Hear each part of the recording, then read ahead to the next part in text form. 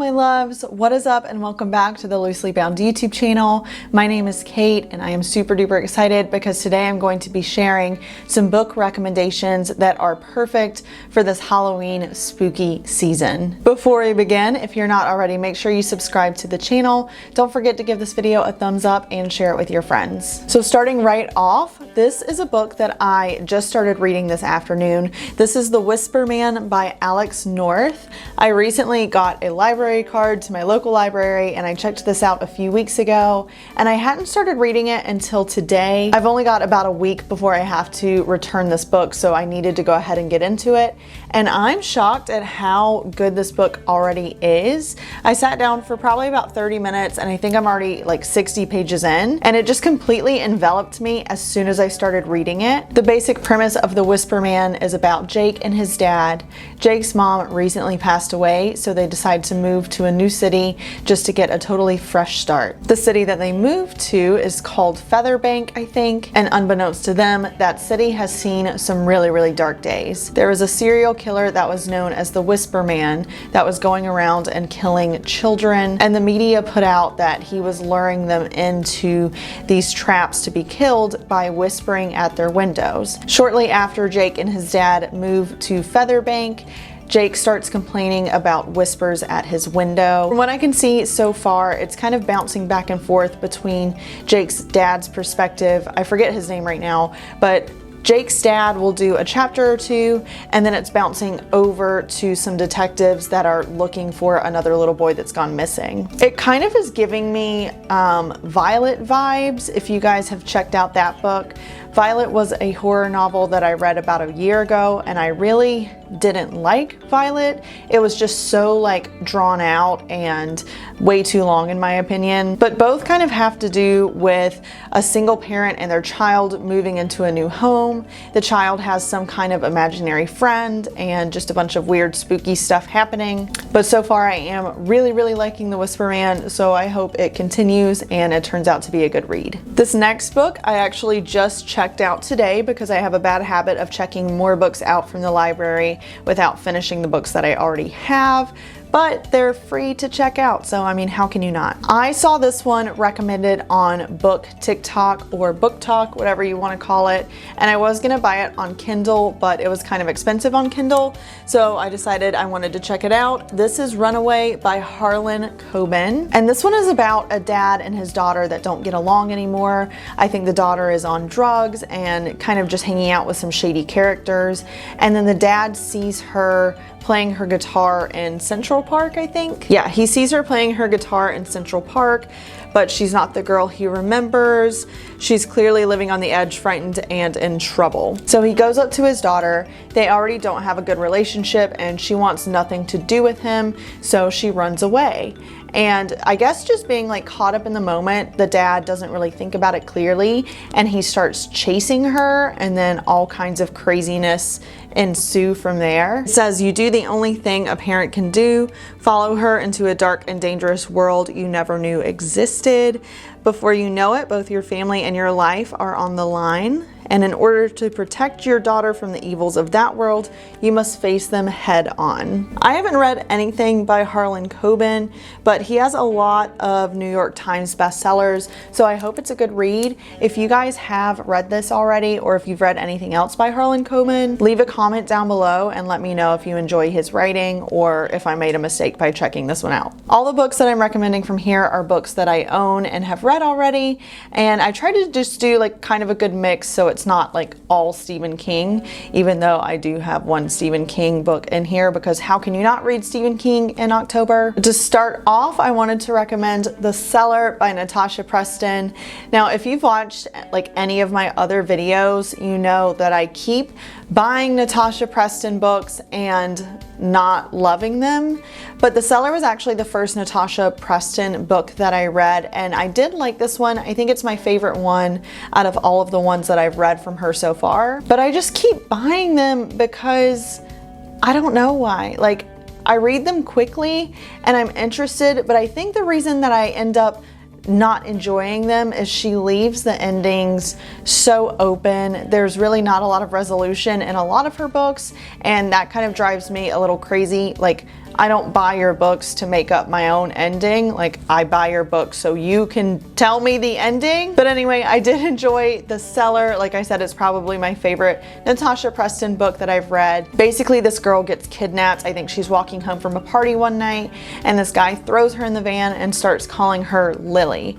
And she's like, whoa, you've got the wrong girl. My name is not Lily. And he's like, yeah, you're Lily. So then he takes her back to the cellar and throws her in with, I think, 3 or 4 other girls. And he's named all of these other girls after flowers. So I think there's a rose. I want to say there's like a violet. I forget all of their names, but this guy is just obviously wacko because he's abducting all of these girls and women and calling them his precious flowers and whatever. It's definitely really dark, but this is a story about how Lily, or whatever her real name is, I don't even remember, Summer, tries to escape the cellar and just kind of what she and these other girls endure while they're being held captive. The Cellar is a young adult book and it reads pretty quickly. I think I probably finished this in a day, maybe 2. And it is a good story, but I just kind of like to take Natasha Preston books with a grain of salt at this point. Like, I just kind of know what I'm getting myself into, and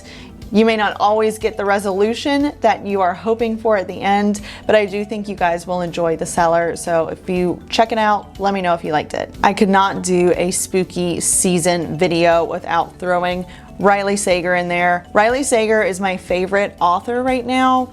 And I pulled out Home Before Dark because this is actually the only physical copy of any of his books that I have. Side note, my birthday's coming up, and if anyone wants to send me more physical copies of Riley Sager books, I'm totally okay with that. But I've read all of his books so far and really enjoyed all of them. I think my favorites are actually Lock Every Door and The Last Time I Lied and Final Girls. Those are all really, really good. Home Before Dark wasn't as good as those first 3 to me, and I did recently read his latest release, Survive the Night, and that one wasn't as great to me either, but his first 3 are so amazing. And I did enjoy Home Before Dark and Survive the Night, but I just didn't love them as much as I did the previous 3. But definitely add some kind of Riley Sager book to your October reading list because all of his thrillers are just so amazing, and I love his writing so much. And I know he has a new book coming out too, so I just really hope that this one is as good as his first 3. Since I did pull out Home Before Dark, I will share with you what it's about. Home Before Dark is about a girl named Maggie who grew up in a haunted house, but she was so young at the time they were living there, she couldn't really remember a lot of what happened during the haunting period. Luckily for her, her dad wrote a whole book about it. So Maggie is feeling a little resentful because she's had to grow up her entire life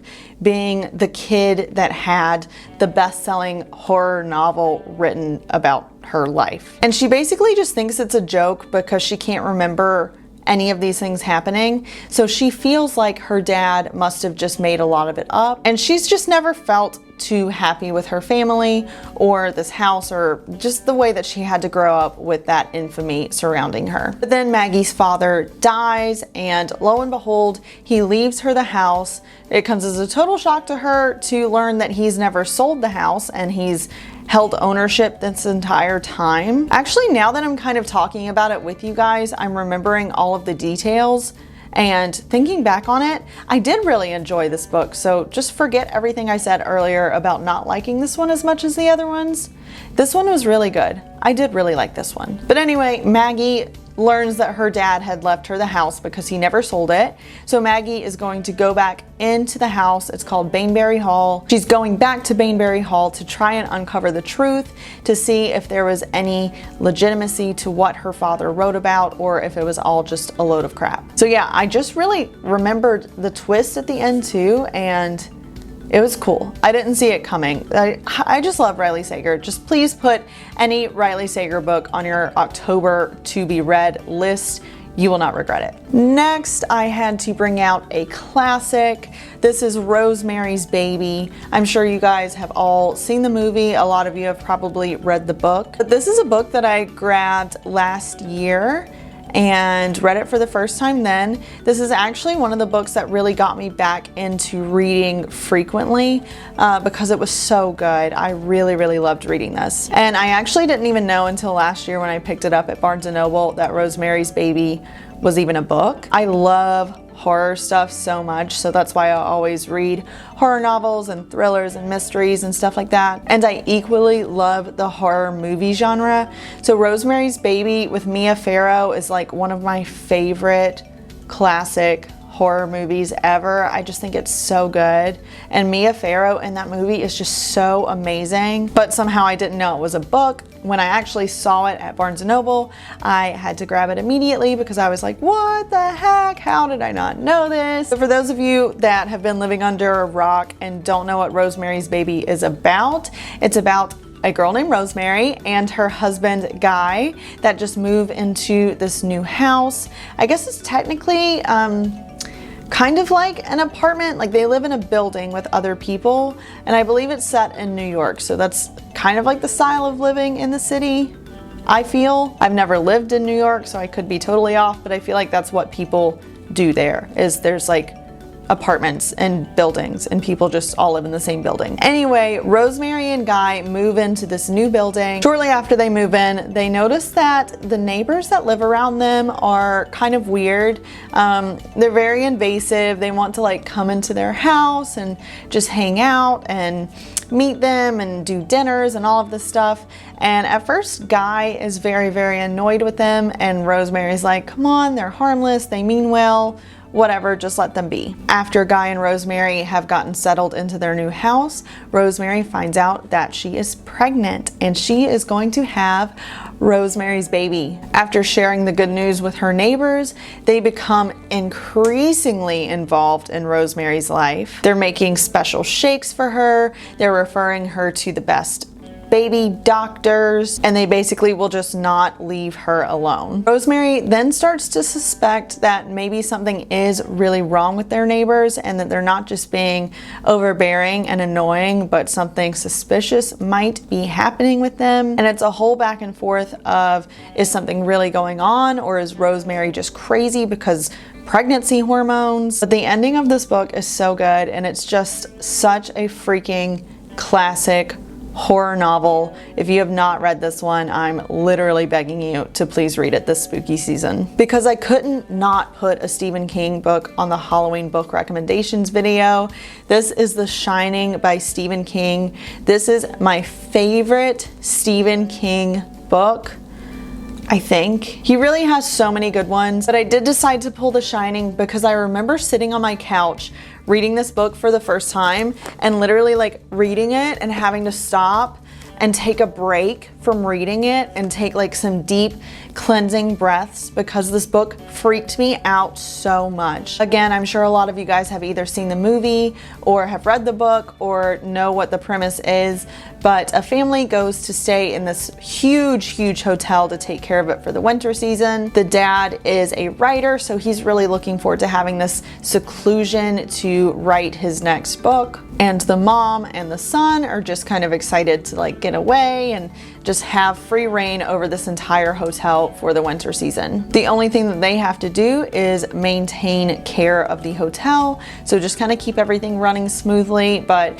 doesn't seem that hard, like a hotel should take care of itself. But then their son starts having these spooky things happening to him. He's just noticing all kinds of weird, strange occurrences happening through the hotel. There's this one scene with these big hedge animals, and that was the part that I literally had to stop reading. So please read this and get to that part and let me know if it freaks you out as much as it did me. Like, I literally had to put the book down. I think the written version, the novel of The Shining, is way better than the movie. So even if you have seen the movie, I would really love for you to give the book a try, because this one is just such a good book. A lot of Stephen King books are super duper long too. The Shining is really not that bad. Like, this version looks kind of long, but the print in this version that I have is not super duper small, so you can get through it pretty quickly, and I just think this is an amazing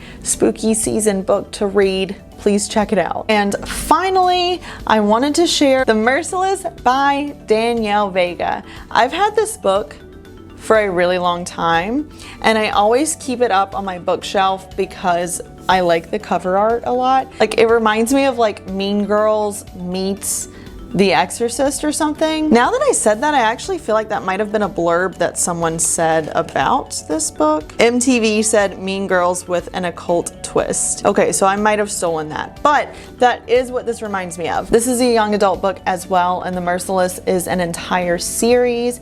I really enjoyed this, and there's also another book that Danielle Vega wrote called Survive the Night. It's not tied into the Merciless world, but that one is also really good. So if you don't want to check this one out, try that one instead. The Merciless is about this group of high school mean girls, basically, that start picking on this weird kind of like edgy goth type girl named Brooklyn. And somehow, it's been a long time since I read this, but somehow they come to the conclusion that Brooklyn is possessed and they have to give her an exorcism. But their exorcism ends up turning into like torture, basically. Like, they essentially kidnap Brooklyn and then hold her hostage and torture her. And for a young adult book, this is pretty freaking dark, but it was really enjoyable. Like I said, I've had this book for years now, and it's one that I'm gonna keep forever and ever. I don't think I'll ever get rid of the series because I do remember enjoying it so much.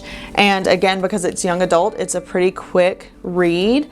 I might actually even reread this one this October. Those are all of the spooky books I wanted to share with you guys today. Obviously, I only shared physical books, so if you guys want like a Halloween book recommendation for audiobooks or books that I've read on my Kindle app, I would definitely be happy to share those with you as well. If you guys have read any of these books, let me know if you enjoyed them in the comments down below. And if any of them sound interesting to you, check out the description box below. I'll post all of the links for them there so you can easily find and order a copy for yourself. Thank you guys so much for watching. Don't forget to like, share, and subscribe, and I'll see you in the next video. Bye!